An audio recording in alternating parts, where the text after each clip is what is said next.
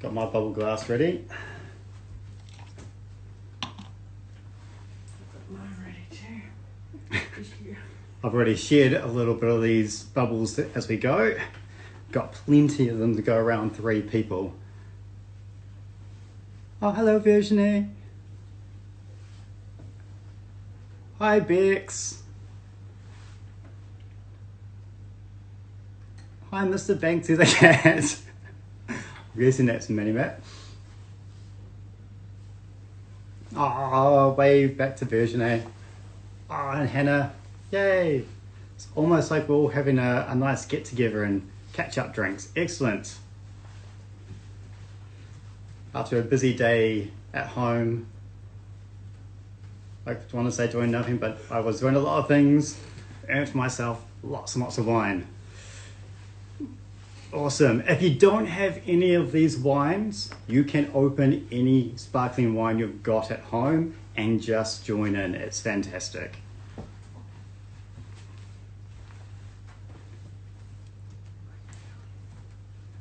Hello. Oh, hi. Hi, Chantel. Sorry, I am leaning in because I have really terrible eyes. I might have to go see a doctor. Hi, Reese. All right, I think we've got a good group of us on here. Go crack open a bottle of bubbles. If you've got these, crack them all open. We're gonna go rock through them in T-minus 5, 4, 3, 2, 1. Hello, welcome back to tonight's tasting. Tonight is all about bubbly wines that I think will be suitable for your bubbles at home. All 3 of the wines that we have tonight have been made through that traditional method, where that second fermentation has occurred inside the bottle to introduce carbonation.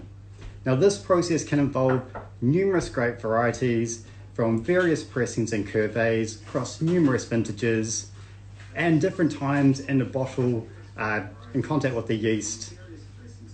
And this all kind of sums up together to allow the sparkling wine producer to craft their own style. One common theme that you'll find with these wines is that despite them being from 3 different countries from around the world and grown in different environments, they are all going to have that lovely fine, persistent speed, and a little bit of that savoury bready character would also be introduced into these wines. To make it a little bit more fairer in comparison, they're all about the same price, ranging between $19 to $23. But I have chosen wines that I feel over-deliver at these prices. So our first one is Allan Scott Cecilia, and this is sticking around home, getting down into Marlborough. These guys are part of a new initiative called Methode Marlborough, where a collective of different wine producers, such as No. 1 Family Estate and Nautilus, have got together to put some kind of regulation or rules in place to allow sparkling wine produced in this area to really respect its strong heritage and style. The 3 golden rules is 1, 100% Marlborough fruit in these wines. 2, only traditional grape varieties such as Pinot Noir, Chardonnay and Meunier to be used in these blends, and at least 18 months minimum time in the bottle before disgorgement.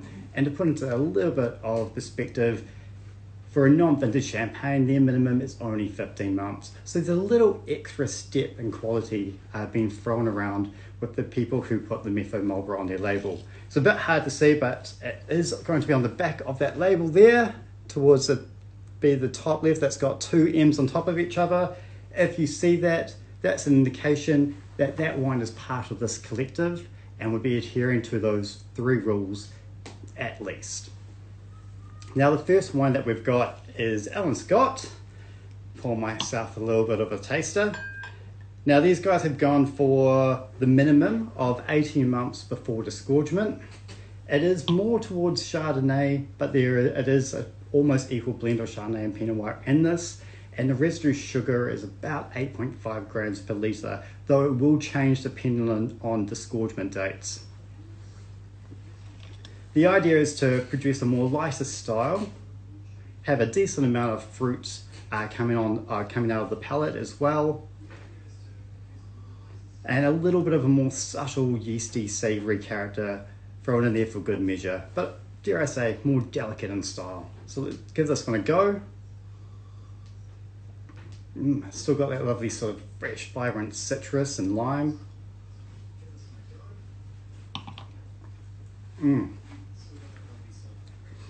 If you give it a bit of a swoosh around the mouth, the bubbles really kind of foam up and then give you this beautiful creamy texture. It's fantastic. And it finishes beautifully dry. So a fantastic cheers to Allan Scott Cecilia. We move on to the second wine. So the second wine is going to find us across the ditch to our friends in Australia. Now, yes, this is a country that is pretty hot, and sun and heat can often make the grapes a little bit super excitable, producing too much sugar in some cases that may find the sparkling wine to be almost self-fortified. However, if we head down further south into the likes of Tasmania or head into places further up in elevation, we can find beautiful cold pockets or oasis where sparkling wine is just perfect. Now, Grant Burge, famous for being part of Barossa, famous for being an incredibly hot area to grow grapes in. But if you go further inland to Eden Valley, which is coincidentally named a valley as opposed to a hill, but it is up in slopes, I guarantee, and the Adelaide Hills, you find beautiful colder pockets. To account that it is still a little bit warmer than our friends down in Marlborough, it is more heavy in Pinot Noir in this wine, looking at about 70% of the blend, and more time before disgorgement, almost double, up to 32 months. So we're going to expect a robust, fruit-forward, and beautifully savoury style of wine, and I suspect a little touch more sweetness in there to keep it all in balance, but still brut, still in that kind of dry category. So I've got 3 different glasses to do this in, namely, because A, you can use whatever glass you want, but B, it helps me to remember what I've got in which one. So giving this guy a little bit of a pour. If you are seeing them side by side, it's a bit hard to show on the screen, but there is a little bit more colour in the Grant Burge, and that's that lovely Pinot Noir and extensive time in the bottle that's contributing to that colour. On the nose, that fruit is vibrant. It's that almost a peachy kind of characteristic coming through. But there's still that definite biscuit that's kind of holding that fruit characteristic all nice and together.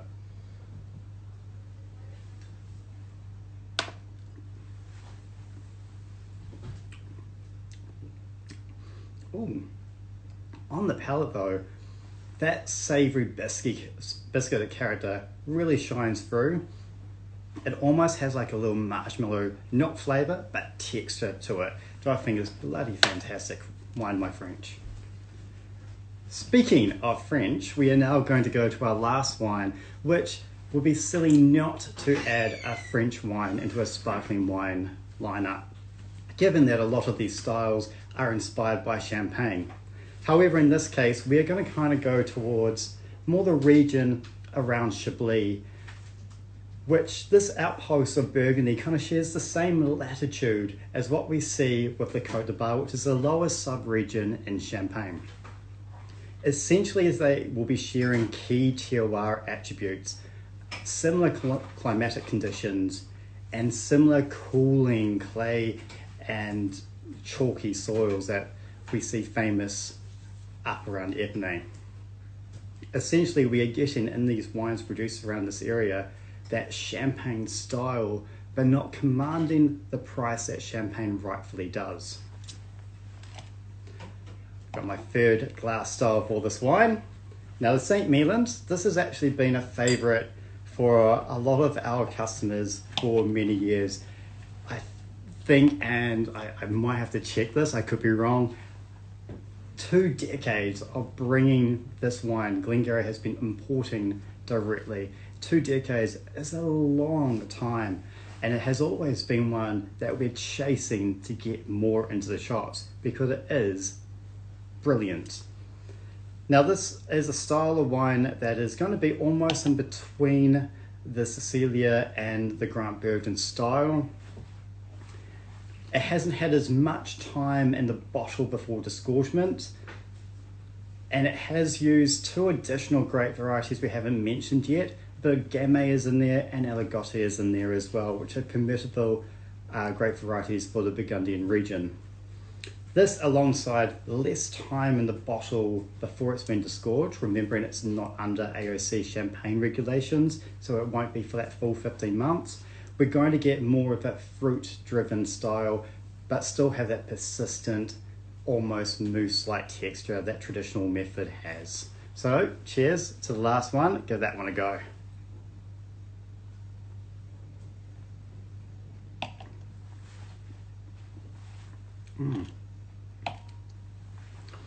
And that acidity and sweetness is so beautifully matched in this wine.